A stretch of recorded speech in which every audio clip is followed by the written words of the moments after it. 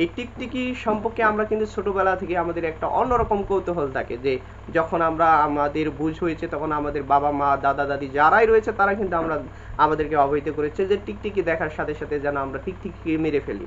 তো ছোট কাল থেকেই কিন্তু সবাই এই টিকটিকিকে মারার একটা অভ্যাস কিন্তু আমাদের মধ্যে রয়ে গিয়েছে।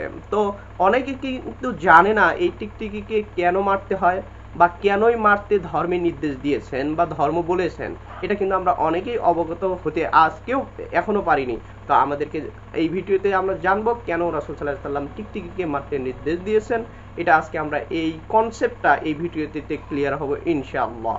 তার আগে হাদিসটা উল্লেখ করছি, রাসূল সাল্লাল্লাহু আলাইহি ওয়াসাল্লাম কি বলেছেন। সহিহ মুসলিম 2240 নম্বর হাদিসে রাসূল সাল্লাল্লাহু আলাইহি ওয়াসাল্লাম বলেন, কোন ব্যক্তি যদি প্রথম আঘাতে টিকটিকিকে হত্যা করে তাহলে তার আমলনামায় 100টি নেকি লেখা হয়, এবং তারপরে দ্বিতীয় আঘাতে যদি হত্যা করে তাহলে তার চেয়ে কম, এবং তৃতীয় আঘাতে যদি তাকে হত্যা করে তাহলে তার চেয়ে কম নেকি তার আমলনামায় লেখা হয়। তো অর্থাৎ এই হাদিস থেকে আমরা অবগত হলাম রাসূল সাল্লাল্লাহু আলাইহি ওয়াসাল্লাম আমাদেরকে টিকটিকি মারতে বলেছেন। এখন কেন মারতে বলেছেন এই কনসেপ্টটা আজকে আমরা ক্লিয়ার হব, এবং টিকটিকিকে মারার বিষয়ে অনেকগুলো হাদিস রয়েছে এবং অনেকগুলো হাদিসও বলা যেতে পারে, তবে সেদিকে আমি যাচ্ছি না।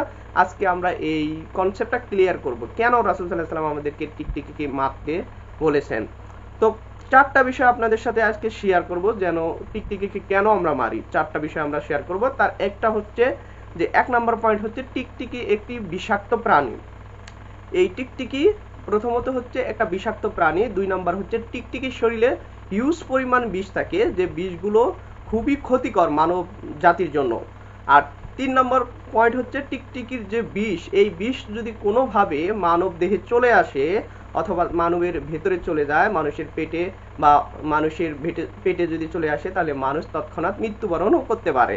কেননা এখন টিকটিকির বিষ কিভাবে আমাদের শরীরে আসবে বা আমরা এই টিকটিকির বিষ আমরা শরীরে প্রবেশ করবে, তার অনেকগুলো মাধ্যম বলা যেতে পারে। তার একটি মাধ্যম হচ্ছে যে যখন আমরা খাবার পরিবেশন করি অথবা আমাদের খাবার থাকে, দেখা যাচ্ছে এই খাবারের উপর দিয়ে যদি টিকটিকি চলাচল করে বা বিভিন্ন ধরনের আমরা বিভিন্ন মাধ্যমে যদি খাদ্যে তার বিষ পড়ে যায়, এই খাবার যদি আমরা খেয়ে থাকি তাহলে দেখা যেতে পারে যে তৎক্ষণাৎ আমরা মৃত্যুবরণও করতে পারি।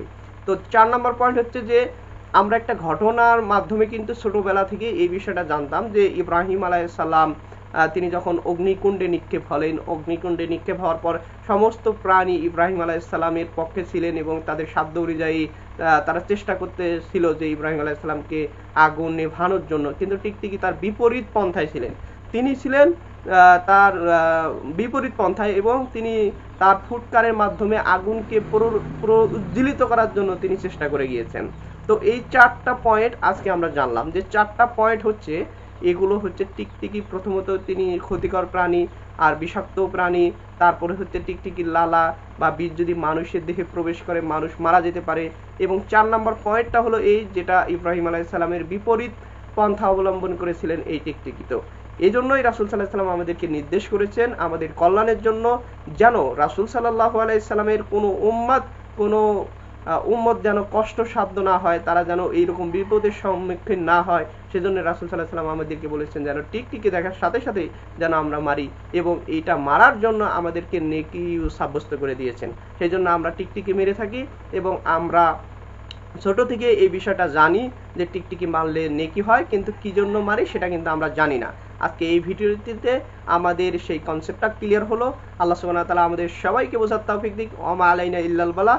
আসসালামু আলাইকুম ওয়া রাহমাতুল্লাহি ওয়া বারাকাতুহু।